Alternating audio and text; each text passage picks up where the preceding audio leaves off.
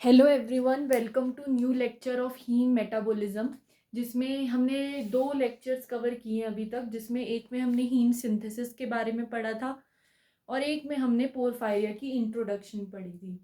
आज के लेक्चर में हम पोरफायरिया को ही कंटिन्यू करेंगे। So let's start. हमने पिछले लेक्चर में ये पूरा टेबल याद कर लिया था with the help of this mnemonic. Mnemonic क्या था? All angry cute people hate violence extremely. अब मैं एक बार जल्दी से ओवरव्यू दे देती हूँ कि पिछली क्लास में हमने क्या किया था, ताकि आपके माइंड को भी रिफ्रेश हो जाए कि क्या क्या पढ़ा है हमने अभी तक। सबसे पहले हमने हीम सिंथेसिस पढ़ा था, तो आपको हीम सिंथेसिस का हर एंजाइम सीक्वेंस में याद होना चाहिए कि सबसे पहले ये एंजाइम था, फिर ये था, फिर ये था, ऐसे। तो हमने सीक्वेंस वाइज हीम सिंथेसिस के एंजाइम्स को पहले लिख लिया। फिर हमने इस निमोनिक की हेल्प से इनके फर्स्ट अल्फाबेट्स को उठाया और उससे हमने पोरफायरिया का नाम बना दिया। जैसे कि ALA डिहाइड्रेटेज जो होता है, जो ALA को PBG में कन्वर्ट करता है, उससे होने वाले पोरफायरिया का क्या नाम है? ALA डिहाइड्रेटेज डिफेक्टिव पोरफायरिया, जिसका दूसरा नाम क्या है? प्लम्बो या डॉस पोरफायरिया। ओके। अब PBG डीएमिनेज की डिफेक्ट की वजह से होने वाले पोरफायरिया का नाम किससे शुरू होगा? A से, that is acute intermittent porphyria. UPG3 synthase की वजह से के डिफेक्ट से होने वाले पोरफायरिया का नाम किससे शुरू होगा? C से, दैट इज कॉन्जेनाइटल एरिथ्रोपोइटिक पोरफायरिया। तो ऐसे कर करके हमने पूरा टेबल बना लिया। अब हम इस टेबल में ये समझेंगे कि जो मैनिफेस्टेशंस होते हैं, मैनिफेस्टेशन मतलब क्लिनिकल सिम्टम्स, क्या सिम्टम्स के साथ पेशेंट प्रेजेंट करेगा आपको, तो उसके बेसिस पे हम कैसे पता लगाएंगे कि हमें कौन से टाइप का पोरफायरिया है या कौन सा एंजाइम हमारे अंदर डिफेक्टिव है। तो उसके लिए हमें एक चीज मैंने आपको लास्ट क्लास में बताई थी कि जब ALA और PBG एक्यूमुलेट होंगे, जब ALA या फिर PBG एक्यूमुलेट होंगे तो क्या होता है? Neuropsychiatric manifestations. ठीक है, like abdominal pain will be there, right, और कंफ्यूजन, इरिटेशन। ठीक है। और जब पोरफायरिन एक्यूमुलेट होता है, कोई भी पोरफायरिन एक्यूमुलेट होता है, तो उसकी वजह से क्या आती है? फोटोसेंसिटिविटी आती है। तो ये दो चीजें दिमाग में रखनी है। और तीसरी चीज कि जब दोनों ही एक्यूमुलेट हो, यानी कि ALA प्लस पोरफायरिन या PBG प्लस पोरफायरिन, इन दोनों में से कोई भी कॉम्बिनेशन एक्यूमुलेट हो रहा है, तो उससे क्या होगा? न्यूरोसाइकेट्रिक मैनिफेस्टेशंस भी होंगी और फोटोसेंसिटिविटी भी होगी, दोनों चीजें होंगी। तो अब हम इस चीज को दिमाग में रखते हुए अब हम बढ़ते हैं और देखते हैं कि किस पोरफायरिया में फोटोसेंसिटिविटी है, किस पोरफायरिया में न्यूरोसाइकेट्रिक मैनिफेस्टेशन है, ऐसे। ठीक है। तो सबसे पहले हम चलते हैं ALA डिहाइड्रेटेज पे। तो हमें पता है कि ALA डिहाइड्रेटेज एंजाइम जो होता है, ये ALA को PBG में कन्वर्ट कर देता है। अगर ये ALA डिहाइड्रेटेज डिफेक्टिव होगा, that means ALA will not be converted to PBG। तो what will accumulate? ALA will accumulate, क्योंकि वो कन्वर्ट तो हो ही नहीं पा रहा, क्योंकि कन्वर्जन तो नहीं हो पा रही। तो ALA will accumulate. ALA accumulation का मैंने क्या बताया? जब ALA या PBG में से कुछ भी एक्यूमुलेट होगा तो क्या होता है? Neuropsychiatric manifestations. तो इस वाले पोरफायरिया में हमें क्या देखने को मिलेगी? Neuropsychiatric manifestations. ठीक है, न्यूरोसाइकेट्रिक मैनिफेस्टेशंस ओनली।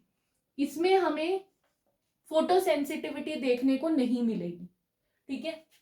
अब हमने बात की PBG डीएमिनेज की। ये PBG को HMB में कन्वर्ट करता है, बट अगर ये डिफेक्टिव होगा तो PBG विल एक्यूमुलेट। और मैंने अभी बताया जब ALA या PBG में से कुछ एक्यूमुलेट होता है तो that leads to neuropsychiatric manifestation. तो एक्यूट इंटरमिटेंट पोरफायरिया में भी क्या होगा? न्यूरोसाइकेट्रिक मैनिफेस्टेशन ही होगी ओनली। ठीक है। फिर UPG3 सिंथेज। UPG3 सिंथेज क्या करता है? HMB को UPG3 में कन्वर्ट कर देता है। HMB को UPG3 में कन्वर्ट कर देता है। एक्चुअली इसमें होता क्या है कि इसमें सिर्फ हमें फोटोसेंसिटिविटी देखने को मिलती है इस वाले में। ऐसा क्यों? क्योंकि देखिए, जब ये कन्वर्ट इसमें नहीं होगा, HMB UPG3 में कन्वर्ट नहीं होगा तो किस में कन्वर्ट हो जाएगा? UPG1 में। अगर आपको हीम सिंथेसिस याद है तो मैंने उसमें 2 एरोज करके दिखाया था कि HMB जो होता है वो या तो UPG3 में कन्वर्ट होता है या फिर UPG1 में कन्वर्ट होता है। अगर ये वाला एंजाइम डिफेक्टिव है तो वो HMB UPG1 में कन्वर्ट होगा स्पॉन्टेनियसली, ठीक है। तो UPG1 विल एक्यूमुलेट, अगर HMB विल एक्यूमुलेट तो UPG1 विल ऑल्सो एक्यूमुलेट। और UPG क्या है? पोरफायरिन है, और पोरफायरिन की एक्यूमुलेशन से क्या होता है? फोटोसेंसिटिविटी। तो इस वाले पोरफायरिया में हमें क्या देखने को मिलेगी? फोटोसेंसिटिविटी, ठीक है, फोटोसेंसिटिविटी। और इस वाले जो पोरफायरिया में फोटोसेंसिटिविटी होती है वो most severe form of photosensitivity होती है। तो ये याद रखना है कि CEP में most severe form of photosensitivity देखने को मिलती है। ओके, नाउ नेक्स्ट चीज जो हमें पता होनी चाहिए that is porphyria cutanea tarda. Porphyria cutanea tarda में क्या होगा? देखिए इसमें UPG3 कार्बोक्सिलेज जो है वो डिफेक्टिव है। दैट मीन्स UPG3 CPG3 में कन्वर्ट नहीं हो पा रहा, मतलब UPG3 विल एक्यूमुलेट। तो porphyrin is accumulating, that means it will lead to photosensitivity. तो यहां पे भी क्या होगा? फोटोसेंसिटिविटी होगी।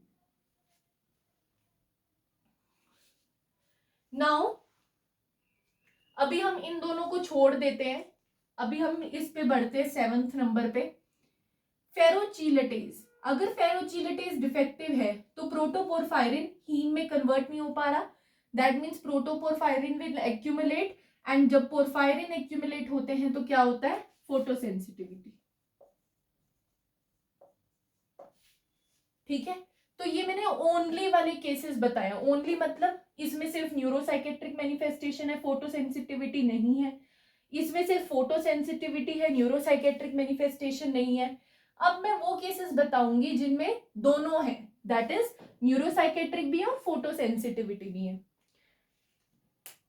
तो अब हम देखते हैं, जैसे कि मैंने इसके लिए हमें एक पॉइंट याद होना चाहिए। मैंने लास्ट टू लास्ट क्लास में ये एक्सप्लेन किया था रेगुलेशन ऑफ हीम सिंथेसिस में कि जो ALA डिहाइड्रेटेज होता है, it is inhibited by 2 things, that is personal computer. I hope आपको याद होगा ये mnemonic, personal computer, that is PPG and CPG। Personal computer क्या है यहाँ पे? PPG, P से पर्सनल, C से कंप्यूटर। तो जो ALA डिहाइड्रेटेज होता है it is inhibited by PPG and CPG3, इतना आपको याद है। अब हम बढ़ते हैं कि इसमें दोनों चीजें क्यों हो रही हैं इस वाले पोरफायरिया में, HCP में और वेरीगेट पोरफायरिया में दोनों चीजें क्यों हो रही है, ठीक है। तो देखिए जब CPG ऑक्सीडेज डिफेक्टिव है तो CPG3 will not be converted to PPG3, तो CPG3 विल एक्यूमुलेट। CPG3 क्या है? पोरफायरिन है, तो क्या होगी? फोटोसेंसिटिविटी तो होगी। बट अब हमें ये एक्सप्लेन करना है कि इसमें न्यूरोसाइकेट्रिक मैनिफेस्टेशन भी क्यों देखने को मिलती है, क्योंकि अगर PPG में कन्वर्ट नहीं हो पा रहा है ये तो CPG3 विल एक्यूमुलेट, और CPG3 अगर एक्यूमुलेट हुआ तो वो किसको इनहिबिट करता है? ALA डिहाइड्रेटेज को। अगर ALA डिहाइड्रेटेज इनहिबिट हुआ तो ALA will not be converted to PBG। PBG में कन्वर्ट नहीं होगा तो ALA क्या होगा? एक्यूमुलेट। मतलब कि अगर CPG3 एक्यूमुलेट हो रहा है तो वो ALA डिहाइड्रेटेज को इनहिबिट करेगा और ALA को भी एक्यूमुलेट करवाएगा। अगर ALA एक्यूमुलेट होता है तो क्या होता है? Neuropsychiatric manifestation. ALA या PBG जब एक्यूमुलेट होते हैं तो क्या होता है? Neuropsychiatric manifestation. तो इसीलिए हमें यहाँ पे न्यूरोसाइकेट्रिक मैनिफेस्टेशन भी देखने को मिलते हैं। NPM stands for neuropsychiatric manifestation. Similarly यहाँ का भी रीजन यही है कि जब PPG3 PP में कन्वर्ट नहीं हो पाएगा तो PPG3 विल एक्यूमुलेट, इसलिए यहाँ क्या होगी फोटो सेंसिटिविटी, क्योंकि PPG3 is a porphyrin. Plus अगर ये एक्यूमुलेट हो गया तो ये किसको इनहिबिट करता है, ALA डिहाइड्रेटेज को, तो ये ALA को भी एक्यूमुलेट करवाएगा। और ALA अगर एक्यूमुलेट होगा तो क्या होगा, न्यूरोसाइकेट्रिक मैनिफेस्टेशंस। तो इसीलिए इन दोनों पोरफायरिया में, दैट इज वेरीगेट पोरफायरिया एंड हेरिडिटरी कोप्रोपोरफायरिया, इनमें हमें दोनों चीजें देखने को मिलती है। इसको याद कैसे रखें जल्दी में, अगर हमें MCQ सॉल्व करना है तो वेरीगेट मतलब वेराइटी, वेराइटी मतलब variety of symptoms will be there, मतलब फोटो सेंसिटिविटी भी होगी और न्यूरोसाइकेट्रिक मैनिफेस्टेशन भी होगी। ठीक है, ये याद करने का तरीका है जस्ट।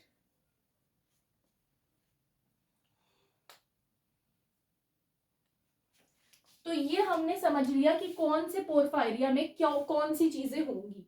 अब हमें एक और चीज पता होनी चाहिए, दैट इज कि कौन सा पोरफायरिया ऑटोसोमल रिसेसिव है और कौन सा पोरफायरिया ऑटोसोमल डोमिनेंट है।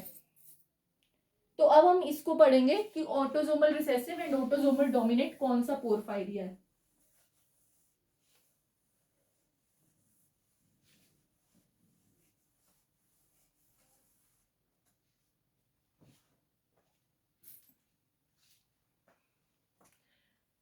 तो चलिए, ऑल पोरफायरिया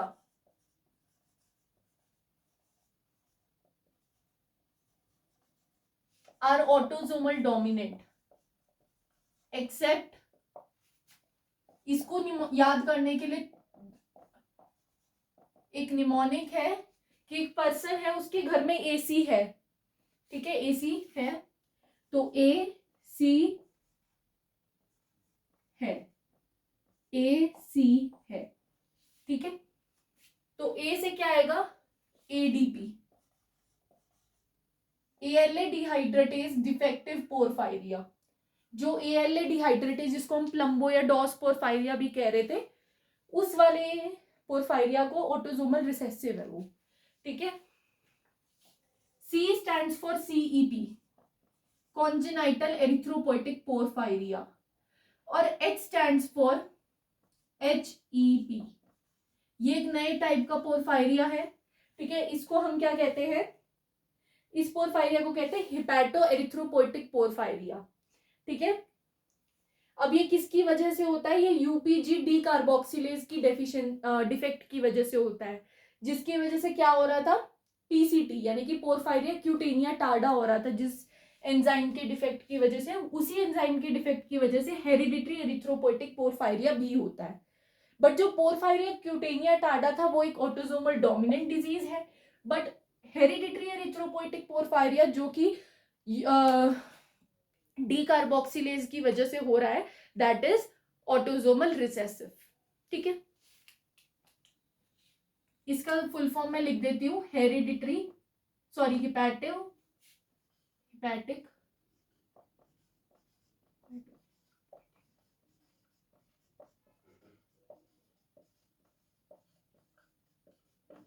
पोरफायरिया, ठीक है। तो ये भी चीज हमें पता होनी चाहिए। Now talking about next thing जो हमें पढ़नी है इसमें, that is some important information. Important information क्या है, हमें ऐसे दो कंपाउंड्स पढ़ने, दो कंपाउंड्स मतलब दो कैटेगरी ऑफ कंपाउंड्स पढ़ने, एक जो पोरफायरिया को एग्रवेट कर दे और एक जो पोरफायरिया को ठीक कर दे, दो चीजें हमें पढ़नी है, ठीक है। One compound that will aggravate porphyria, aggravate मतलब जो उसके सिम्टम्स को और भी वर्स कर दे, और एक जो उसको ठीक कर दे, ट्रीट कर दे। तो ये दो ग्रुप ऑफ कंपाउंड्स हमें पढ़ने हैं। तो सबसे पहले हम देखते हैं कि जो एग्रवेट करता है उसमें क्या आता है, बारबिट्यूरेट,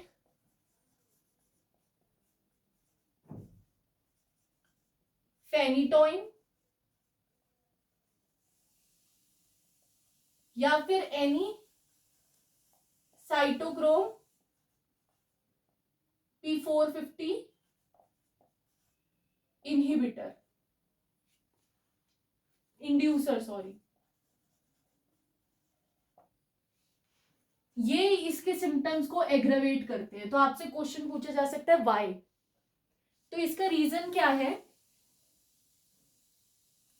इसका रीजन ये है कि हमें पता है साइटोक्रोम यूजेस हीम।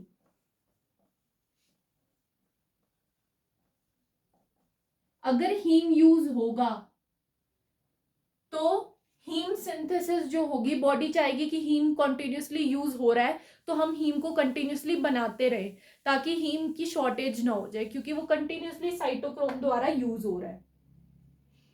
तो हीम सिंथेसिस जो होगी वो स्टिमुलेट होगी।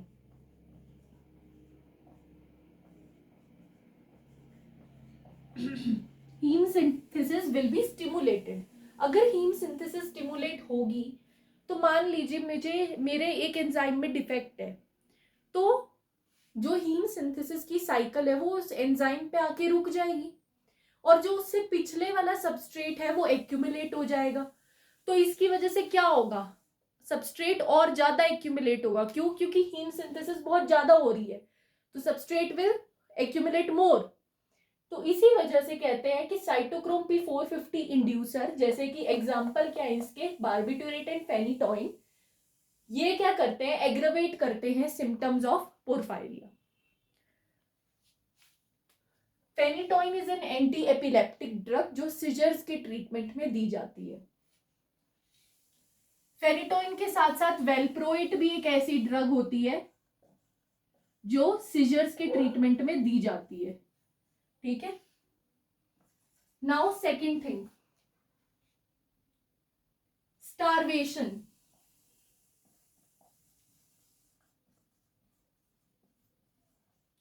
अगर कोई बंदा स्टार्व कर रहा है, खाना नहीं खा रहा है, तो उसके अंदर ग्लूकोज कम होगा, उसने ग्लूकोज का इंटेक कम किया, दैट मीन्स उसकी बॉडी क्या रिलीज करेगी? इंसुलिन या ग्लूकागन? ग्लूकागन। वाई? ग्लूकागन क्यों रिलीज करेगी उसकी बॉडी? ताकि उसका ब्लड शुगर लेवल इंक्रीज हो सके। ठीक है। तो ग्लूकागन अगर रिलीज होगा स्टारवेशन में, तो आपको एक चीज पता होनी चाहिए कि ग्लूकागन जो होता है वो जीएस टाइप ऑफ जीपीसीआर पे एक्ट करता है। जीएस टाइप क्या है? जीपीसीआर क्या है? जी प्रोटीन कपल्ड रिसेप्टर। जी प्रोटीन कपल्ड रिसेप्टर 4 टाइप्स के होते हैं, जीएस, जीआई, जीक्यू, जीटी। जो जीएस टाइप का जी प्रोटीन कपल्ड रिसेप्टर है वो साइक्लिक एएमपी के लेवल को बढ़ा देता है, और साइक्लिक एएमपी के लेवल को अगर ये बढ़ा देगा, अगर ये साइक्लिक एएमपी के लेवल को बढ़ा देगा तो एएलए सिंथेज 1 जो होता है वो साइक्लिक एएमपी के द्वारा इंड्यूस होता है।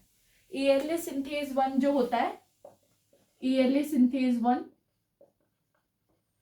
वो साइक्लिक एएमपी द्वारा इंड्यूस होता है। अगर ये इंड्यूस हो गया तो हीम सिंथेसिस जल्दी जल्दी होगी, और मान लो मेरा एंजाइम कहीं डिफेक्टिव है तो हीम सिंथेसिस उस पॉइंट पे रुक जाएगी और पिछला जो सबस्ट्रेट है वो एक्यूमुलेट कर देगा। जितनी जल्दी हीम सिंथेसिस होगी उतना ज्यादा सबस्ट्रेट एक्यूमुलेट करेगा। तो इसी वजह से जो स्टारवेशन होता है, it precipitates the attack of porphyria. Why? क्योंकि स्टारवेशन में ग्लूकागन रिलीज होता है, ग्लूकागन जीएस टाइप के जी प्रोटीन कपल्ड रिसेप्टर पे एक्ट करता है, इसकी वजह से साइक्लिक एएमपी बढ़ता है। साइक्लिक एएमपी बढ़ता है तो ये इंड्यूस करता है किसको? एएलए सिंथेज 1 को, और हीम सिंथेसिस बढ़ जाती है, सबस्ट्रेट एक्यूमुलेट करता है और पोर्फायरिया का अटैक और भी ज्यादा हो जाता है। तो ये चीज आपको याद रखनी है कि ये जो 2 चीजें हैं जो पोर्फायरिया को एग्रावेट कर देती है। नाउ नेक्स्ट चीज जो आपको याद रखनी है that is hematin and dextrose infusion, जो इसको ट्रीट करेंगे। Hematin and dextrose infusion. Hematin and dextrose infusion. Hematin जो होता है वो हीम में कन्वर्ट हो जाता है। हिमैटिन क्या है? एनालॉगस ऑफ हीम है, हीम के एनालॉगस है। तो हिमैटिन हीम में कन्वर्ट हो जाता है बॉडी में जाके, और हीम जो होता है वो ALA सिंथेज को इनहिबिट करता है वाया एलोस्टेरिक रेगुलेशन। मैंने पढ़ाया था ये भी रेगुलेशन में। तो ALA सिंथेज अगर इनहिबिट हो गया तो heme synthesis will be inhibited, तो जो सबस्ट्रेट एक्यूमुलेट हो रहा था वो कम एक्यूमुलेट होगा, तो इससे क्या होगा, ट्रीटमेंट होगा पोरफायरिया का। डेक्सट्रोज इन्फ्यूजन क्यों, देखिए जब हम स्टार्व कर रहे थे तो ग्लूकोज की कमी थी अंदर, तभी ग्लूकागन रिलीज हो रहा था। बट अगर मैं डेक्सट्रोज दे दूंगी उसी टाइम तो ग्लूकोज की कमी नहीं रहेगी बॉडी में, तो ग्लूकागन नहीं रिलीज होगा। तो ग्लूकागन नहीं रिलीज होगा तो ये सारी कहानी नहीं होगी, ये सारी कहानी नहीं होगी तो heme synthesis will not be stimulated, तो सबस्ट्रेट्स विल एक्यूमुलेट लेस। अगर सबस्ट्रेट्स एक्यूमुलेट लेस तो ट्रीटमेंट हो जाएगा किसका, पोरफायरिया का, क्योंकि पोरफायरिया के सिम्टम्स आते ही क्यों हैं, ALA PBG इन सब की एक्यूमुलेशन की वजह से। अगर सबस्ट्रेट एक्यूमुलेट हो रहा है तभी ये सिम्टम्स आ रहे हैं, अगर वो एक्यूमुलेट ही नहीं होंगे तो सिम्टम्स क्यों आएंगे। ठीक है, तो ये दो चीजें हमें पता होनी चाहिए। साथ ही साथ एक और चीज कि सनस्क्रीन का यूज करके भी हम इसको प्रिवेंट कर सकते हैं। साथ ही साथ विटामिन ACE यानी कि एंटीऑक्सीडेंट विटामिन का यूज करके भी हम इसको ट्रीट कर सकते हैं। तो ये आपने दो चीजें याद रखनी है जो एग्रवेट करेंगी, और 4 चीजें याद रखनी है जो ट्रीट करेंगी। ठीक है,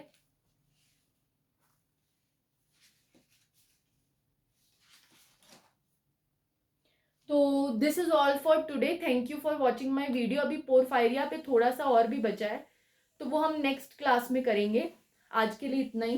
तो आई होप आप इसको साथ साथ याद कर रहे हैं, क्योंकि साथ साथ याद करेंगे तभी अच्छे से समझ आ पाएंगे आगे के लेक्चर्स। तो मिलते हैं अगले लेक्चर में, थैंक यू, बाय बाय।